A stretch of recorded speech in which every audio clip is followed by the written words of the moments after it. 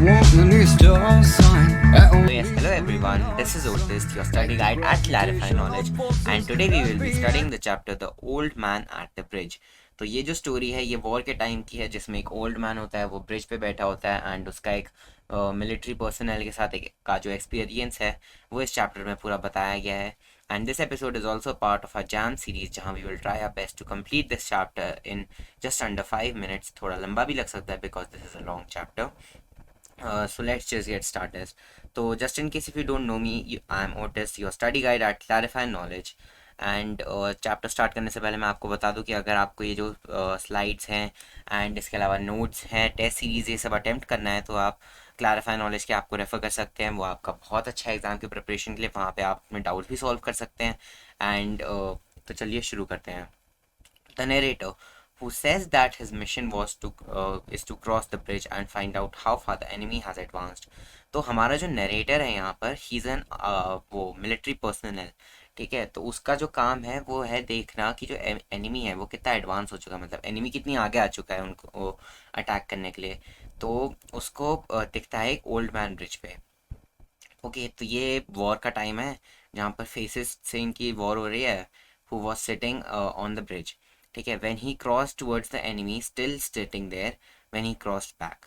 तो जब उसने पूरा ब्रिज क्रॉस करा और जब वापस आया तो उसने देखा still that old man was sitting there when he crosses back. He begins conversing with the old man. Conversing का मतलब बात करनी शुरू करनी उसने ओल्ड मैन के साथ.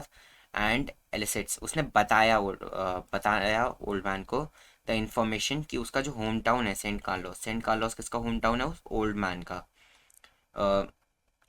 ओल्ड मैन ने बताया ऐसा कि he was the last person to leave the town. Old man ने बताया कि मैं लास्ट पर्सन था जिसने वो टाउन लीव करा. कौन सा टाउन? सेंट कार्लोस का. और वो एंक्शियस था अपने एनिमल्स के लिए, ठीक है. उसके पास थोड़े एनिमल्स थे, उसके पास कोई फैमिली नहीं थी, उसके पास सिर्फ अपने एनिमल्स थे. और उसके जो एनिमल्स थे वो अभी बताएंगे हम. The narrator while nervously awaiting the advent of the fascist army, मतलब वो चेक भी करता जा रहा था कि कहीं आर्मी आ तो नहीं रही है. अपने ड्यूटी पे भी बना हुआ था वो पूरे टाइम बातें करते हुए. And the ensuring battle between the armies. Asked the old man about the animals. उसने पूछा कि आपके क्या एनिमल्स थे, कौन एनिमल्स थे.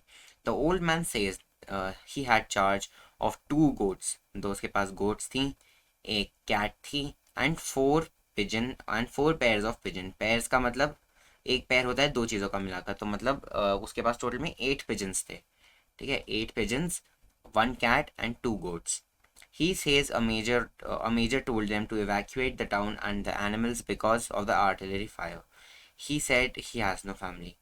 तो जो आर्मी के जो मेजर्स होते हैं उनमें से किसी एक मेजर ने उसको कहा कि आप इस टाउन को एवैक्यूएट कर दीजिए क्योंकि यहाँ पर जो आर्टिलरी अटैक होने वाला है. आर्टिलरी का मतलब जो गन्स होती हैं या फिर जो टैंक्स होते हैं जो फायर करते हैं उनका अटैक हो रहा है, ठीक है. और उसको अपने एनिमल्स को छोड़कर वहाँ से जाना पड़ा.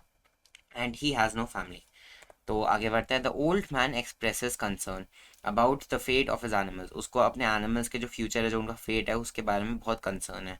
ही says that the cat would be all right because cats can look after themselves. Cat तो सही रहेगी क्योंकि कैट तो भाग भी सकती है और छुप भी सकती है. But he was not sure about what would happen to the other animals. तो इनमें से भी मैं आपको पहले बता दूं जो पिजन्स हैं. पिजन्स तो लाइक हम सभी जानते हैं कि पिजन्स उड़ सकते हैं. तो जो 12 के 12 पिजन्स है वो तो सेफ, 8 पिजन्स है वो तो सेव हो जाएंगे. एंड जो कैट है वो भी सेव हो जाएगी. उसको जो चिंता थी मेन वो थी 2 goats के बारे में. The narrator more concern for the old man's safety. जो नरेटर था, मतलब हमारा जो आर्मी पर्सनल था, उसको ज़्यादा चिंता किसकी थी? उस ओल्ड मैन की सेफ्टी की, क्योंकि वो जो जगह थी वो अंडर अटैक होने वाली थी. Than that of the animals. उसको एनिमल्स की उतनी कहनी थी क्योंकि एनिमल्स से तो अटैच था नहीं, उसको ओल्ड मैन की चिंता थी. Inquires what the old man's politics are. वो पॉलिटिकली किस तरफ का था, ठीक है. And the old man replies he has no one, he has none. He told the soldier that he was an old man of age 76. उसकी जो as थी वो 76 ईयर्स ओल्ड थी. यह चीज़ आप अच्छे से याद कर लीजिए. ओल्ड मैन की एज थी 76 years. Had walk 12 kilometres. 12 kilometres आया था वो अपने सेंट कार्लोस से. And was too tired and to go any further. वो और ज़्यादा दूर जाने के लिए बहुत थका हुआ था. The narrator tells him to walk up the road and catch a ride of a truck to Barcelona.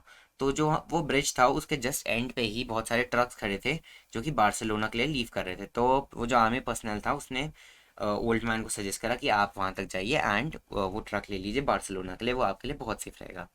The old man thanks him but continues to express concern over the fate of his animals left behind. उसको अभी भी अपने animals के fate की चिंता थी, ठीक है। The narrator reassures him saying that the animals would be fine. He says that the doves would fly away. Doves, अब देखो डव्स बोला गया है उन पिजन्स को। जो डव एक अलग चीज़ होती है और पिजन्स जो होती है अलग चीज़ होती है, होती दोनों बर्ड्स हैं पर अलग टाइप की बर्ड्स होती हैं। तो जो पिजन्स थी उनको अब डव कहा गया है। डव इसलिए कहा गया क्योंकि जो ओल्ड मैन था वो उनसे बहुत ज़्यादा अटैच था, तो इसीलिए उनको एज डव रेफर करा गया है। वुड फ्लाई अवे, डव्स तो उड़ जाएंगी। But the old man continues to worry about the goats.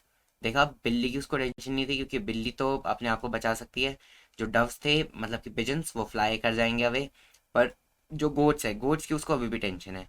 Narrator advised him to not think about the animals and that he should get up and walk to the trucks. उसको trucks तक उठ के चले जाना चाहिए, वही उसके लिए सही रहेगा, जिससे कि लिए वो बार्सिलोना सेफ्टी तक पहुंच पाए।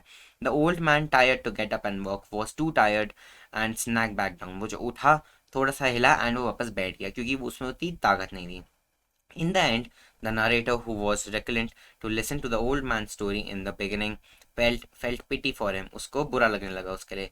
He thought that the old man's only luck was that the cat could look after themselves and that the day was overcast, so the faces would be unable to launch their planes.